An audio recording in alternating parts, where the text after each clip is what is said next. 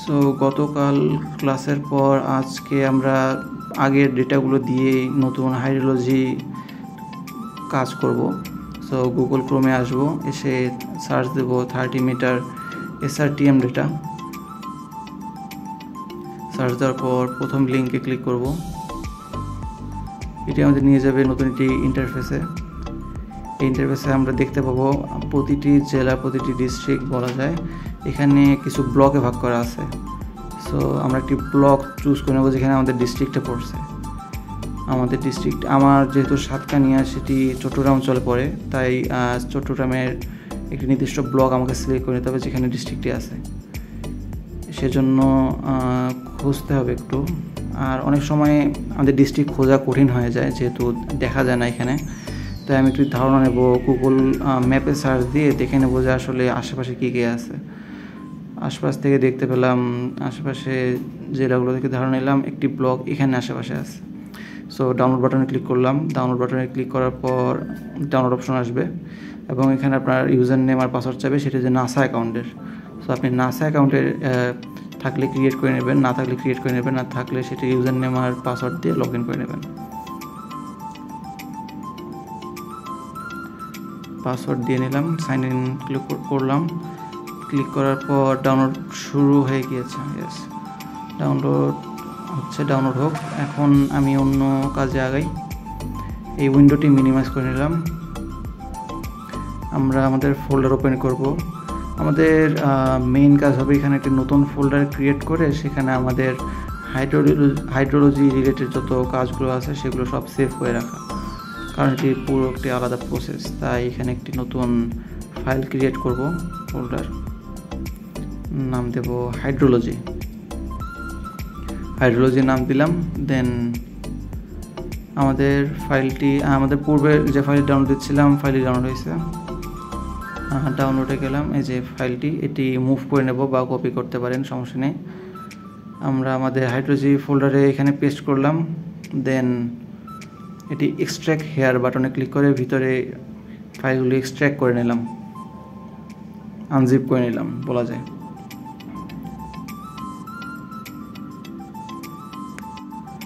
আমাদের সফটওয়্যারটি ওপেন করে নেব। এখন আমাদের কাজ শুরু হবে। আসলে এর জন্য আমাদের এখানে যেতে হবে জিও প্রসেসিং আর টুলবক্স।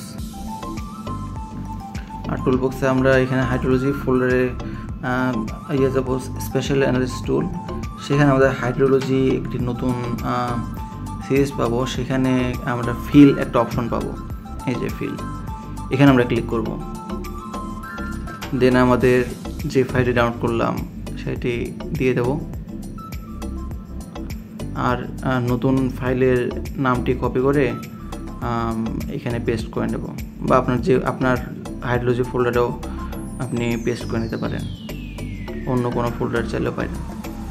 সো এখানে আমি সেভ করে নিলাম। সেভ করে নিলে এটি অ্যাপ্লাই হয়ে যাবে। আমার ক্ষেত্রে অ্যাপ্লাই হয়ে গেছে। এখন এটি আমি কালারটি চেঞ্জ করতে পারবো, আপনি চাইলে ব্ল্যাক অ্যান্ড হোয়াইট রাখতে পারেন, বাট আমি কালারটি চেঞ্জ করে নিচ্ছি। এটি টোটালি আপনার উপর ডিপেন্ড করে। কালারটি চেঞ্জ হয়ে গিয়েছে। এখন আমার কাজ হচ্ছে ফ্লো ডিরেকশন, এই কমান্ডটি নিয়ে কাজ করা। ফ্লো ডিরেকশনে চাপ দিলাম। দেন আমাদের লাস্ট যে ফাইলটা আমি আউটপুট করছিলাম ওই ফাইলটা এখানে ইনপুটে দেবো।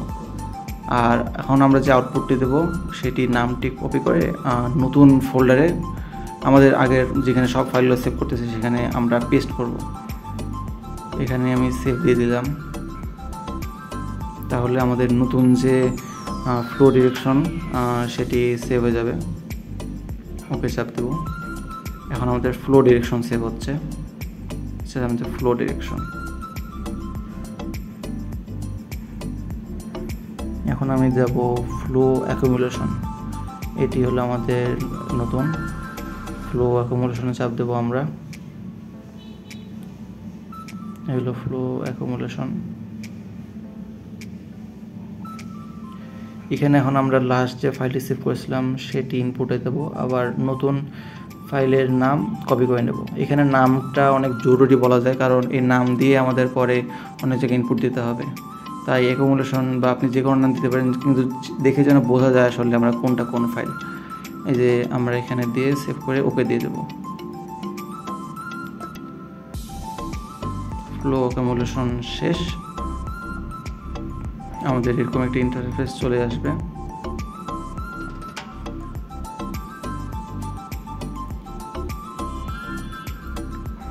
সো আমাদের এই কাজটি শেষ। এখন আমরা যাব ম্যাপ অ্যালজেব্রাতে। এখানে আমরা রাস্টার ক্যালকুলেটর করব। সো আমাদের ফ্লো অ্যাকুমুলেশন যেটা আছে ওটা সিলেক্ট করে নেব। আমরা তারপর দেব গ্রেটার দেন 500 গ্রেটার দেন 500। দেন আমরা হচ্ছে নাম দেব। যেহেতু আমরা রাস্টার ক্যালকুলেটর করতেছি, তাই আমরা নাম দেব রাস্টার ক্যাল। আপনি ছিল অন্য নামও দিতে পারেন, কিন্তু ক্যালকুলেশন এই টাইপের নাম দিবেন, তাহলে পরে গিয়ে চিন দিতে সুবিধা হবে। ওকে দিলাম। আমাদের এখন রাস্টার ক্যাল এটা প্রসেসিং হচ্ছে। আমাদের রাস্টার ক্যাল ডান।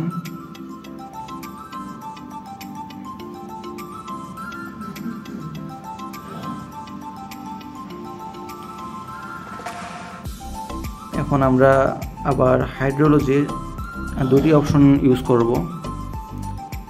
এটা হচ্ছে স্ট্রিম টু অর্ডার এবং স্ট্রিম টু ফিচার। প্রথম ক্ষেত্রে আমরা স্ট্রিম টু অর্ডার এইটা নিয়ে কাজ করব। আমাদের লাস্ট ফাইলটি দিয়ে দেব।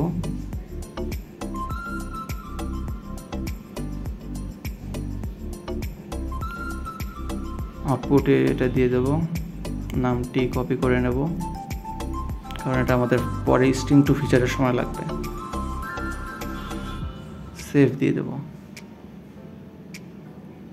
এখানে এক্সটেনশনগুলো একটু খেয়াল করে রাখতে হবে, যেন ভুল এক্সটেনশনে কখনো সেভ না হয় বা অন্য আমরা ফোর্স করে কোনো এক্সটেনশন না দিই। আমাদের স্ট্রিম টু অর্ডার শেষ হয়ে গেছে। এখন আমরা করব stream to feature.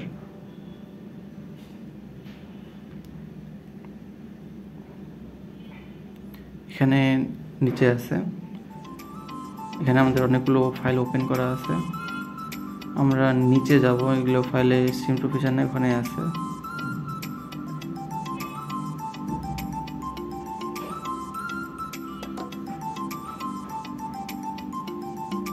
Stream to feature. এখানে আমরা লাস্ট ফাইলটি সেভ করেছিলাম, সেই ফাইলটি দিয়ে দেব। এবং এখানে আমরা এই ফাইলটি দিয়ে দেব, ফ্লো ডিরেকশনের, কারণ আমরা ফ্লো ডিআর দিয়ে সেভ করছিলাম। সো এই নামগুলো মনে রাখতে হবে। নামগুলো মনে রাখলে ফ্লো অ্যাকুমুলেশন ভুল করে দিয়ে দিলে তখন অন্য ফাইলের আমরা আউটপুট দেখতে পাবো। সো আমাদের কোথায় কোনটা দিচ্ছি ইনপুটে আউটপুটে সেটি খেয়াল রাখতে হবে। সেভ দিয়ে দেব। আমাদের স্ট্রিম টু ফিচার শেয়ার হয়ে গেছে। এই হলো আমাদের ফাইনাল রেজাল্ট। সো আমরা এখানে প্রসেসগুলো আপনি এই যে টেবিল অফ কন্টেন্টে দেখে নিতে পারবেন। আপনি চেক আনচেক করলে আমরা আসলে একটা প্রতিটা কাজের ইন্ডিভিজুয়াল টাস্কটা দেখতে পারবেন চেক আনচেক করে নিলে। আর এটি একটি বেস্ট উপায় আসলে একটা কমান্ড কিভাবে কাজ করে সেটি জাজ করার জন্য। সো আজকের জন্য এটুকুই।